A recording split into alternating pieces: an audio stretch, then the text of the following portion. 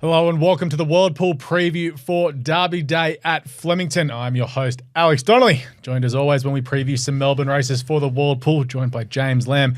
Lammy, the punting Olympics and marathon is about to start.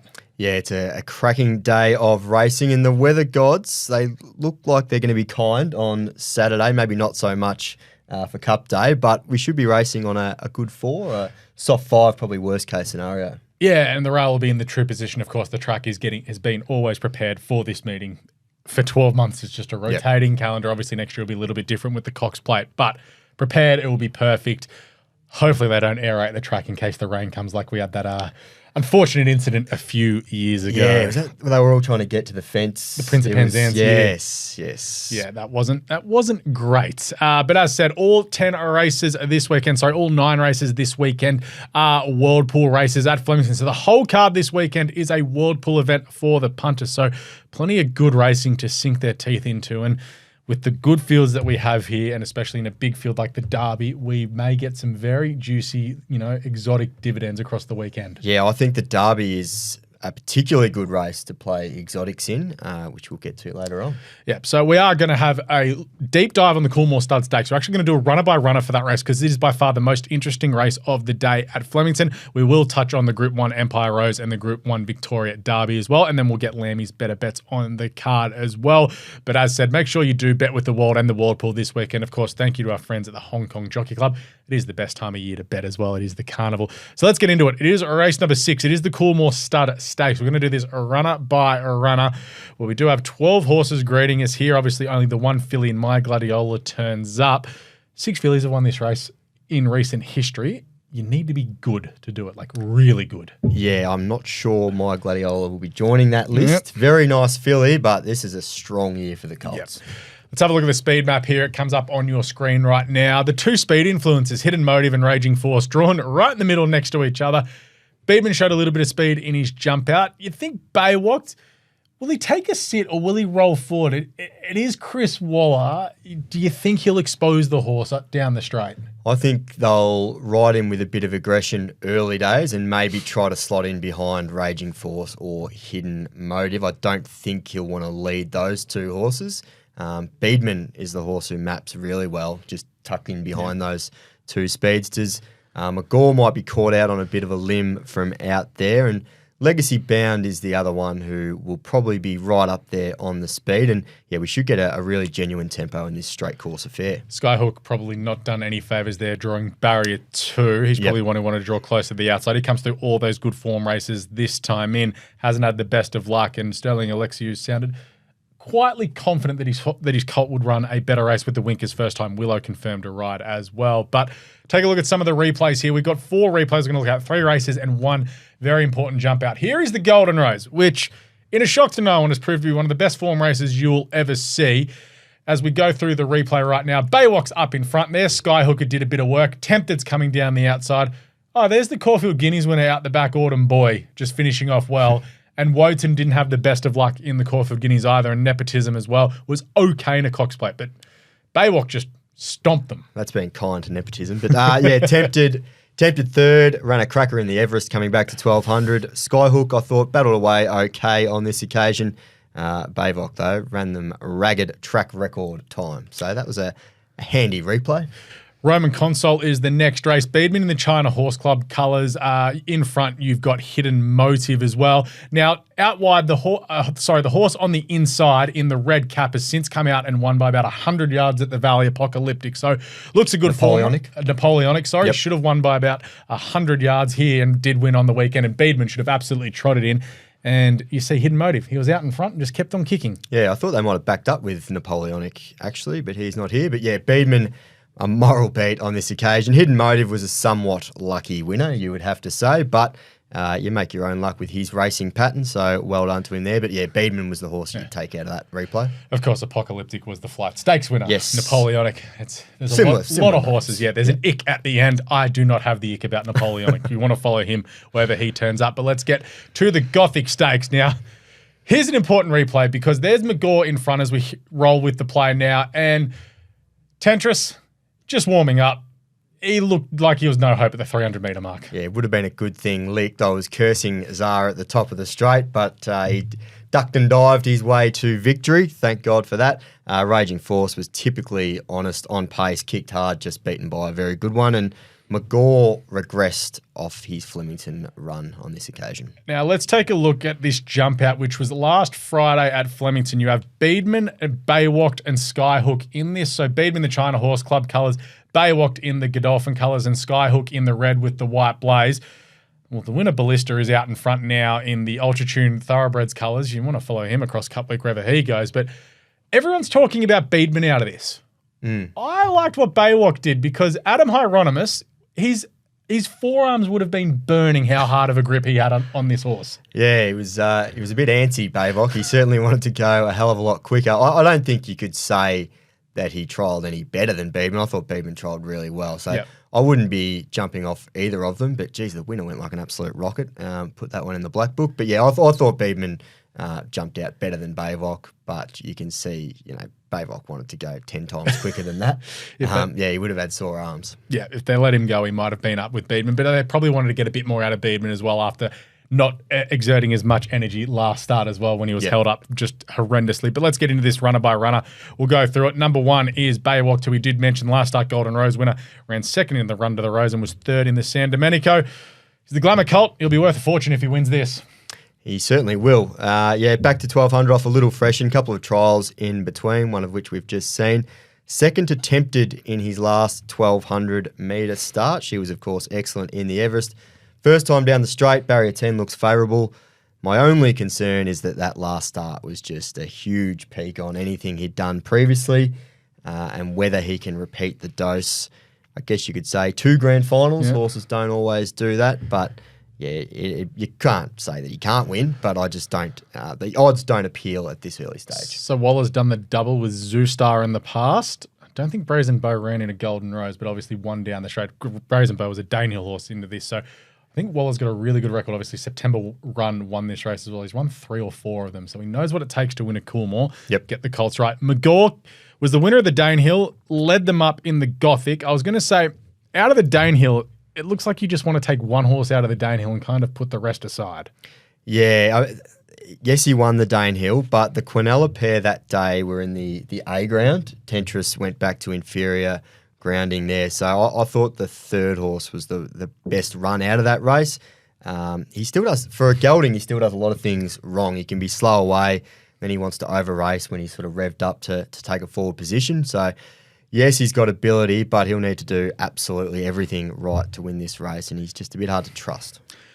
Tentris hits this third up from a spell. Anthony and Sam Friedman was a winner of the Todman, beating Woden and Nepotism back in the autumn, ran second in a Blue Diamond. Had a setback coming into the prep because they were thinking potentially in the Everest slot for Godolphin for him. But since that setback, it's just been Coolmore third up.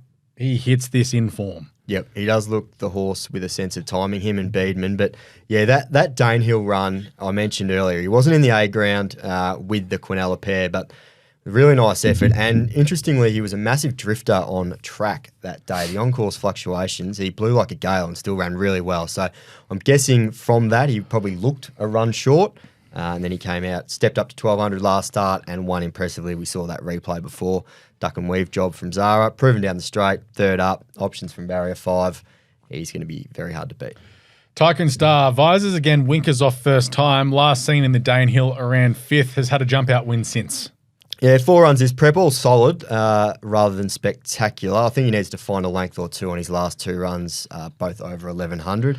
He's one that would surprise. Number 5, Skyhook, won a Pago last prep and then was a big winner of the Rosebud. And then since then, nothing went right in the Run to the Rose. Did a bit of work in the Golden Rose. Winker's first time, Craig Williams, barrier 2. He can win and it wouldn't surprise, but, a few of them would have to run below their best. Yes, I don't like barrier 2. Since 2000 in this race, only 2 horses have won from the 2 inside gates. So it's not a positive to draw 1 or 2 in this event. And he's got a fair job to turn around that margin on Baywacht. I know he did the donkey work that day, but that's still almost 5 lengths that he needs to make up. Number 6 is Hidden Motive. I'm still dirty on this horse for getting rolled first up at Canterbury. So if he wins a Coolmore, I just may see myself out. Won the Roman Consul in good style, but has won a jump out at Flemington, and it's good to see Corinda Bloodstock keeping Ashley Morgan on this horse. Yes, patch things up. Given a couple of little reminders in that jump out, but was quite good late. He put his mind on the job. Different form lines. You'd have to say weaker form lines, though, compared to a couple of others that we've mentioned. Raging Force, Peter Snowden, Tommy Berry. He's the gelding. He'll just blow out all the colts if he gets the job done here. But you know what he's going to do? He's going to go forward. He's going to run well. If they run below their best, he's probably your winner because he's so honest. Yep, been up since June. Very durable, very professional, obviously. I can't see him turning the tables on Tentris, though, from their last start clash when you have to say that Tentris has a lot more scope for improvement in this preparation than a horse who's been up since June.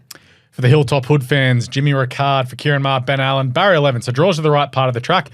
He's also been up for a fair while. He seems like he hit his peak and they've just been holding him together for this. Yeah, the Vane Stakes win was excellent. I don't think he's really been up to that mark since. The last couple have been a little bit underwhelming. So I guess you could say he wasn't in a great spot last start, but he still needs to improve on that run. Ole Kirk, a gelding at number 9, Legacy Bound for Robbie Griffiths, Jai McNeil. He feels a level below these with his run in the Danehill. A little bit, yeah. He was a little bit plain there, but it was a nice win in the Poseidon 2-back. And then if you look at his 1,200 metre form, 2 goes for 2 dominant wins. So maybe last start he was just looking for 1,200. He's one that I wouldn't be totally blown off my chair by. Beedman is number 10. You look at the form around him, was alongside Stardom on debut at Kembla Grange. That form has just held up everywhere which way you go. Won the Ken Russell by about 100 yards and then was put away. Was well backed first up behind Mahuna. Didn't do a lot, then improved out of sight second up. Should have won. Sense of timing. A colt for Newgate by Snitzel. Grand final. B Shin, Peter Snowden back together. Capitalist. Hello. Yep. Sense of timing.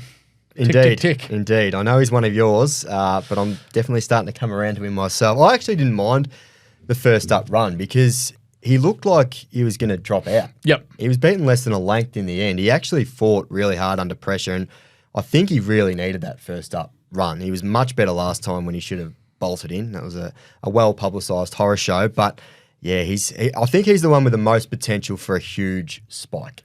Speaking of huge spikes, number 11, Sky Glider. Won first up last Saturday in the Brian Crowley.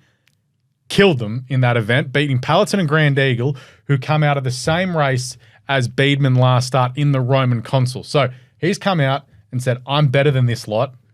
And Chris Waller, this is not a Chris Waller thing. Second up, 7-day back up down the highway.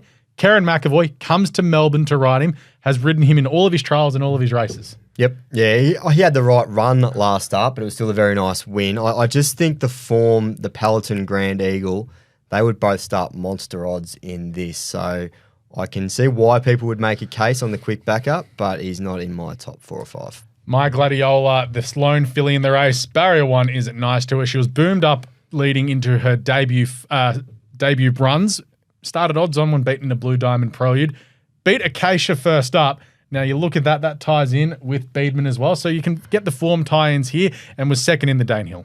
Yeah, I thought she had every possible chance in the Danehill to get past McGaw, but couldn't quite do it. It was still a nice run. I do hate the inside gate for her, though, and her only previous 1,200-metre run wasn't flash. So, yeah, she's got a little bit against her. All right, that is all the horses previewed in the Coolmore Stud Stakes. Give us your top 4. And I'll give you $100 theoretical to put on the World Pool. What are you doing?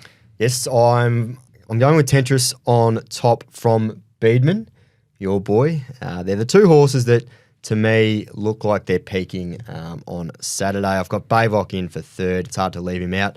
And I think Legacy Bound is the best roughie, number 9.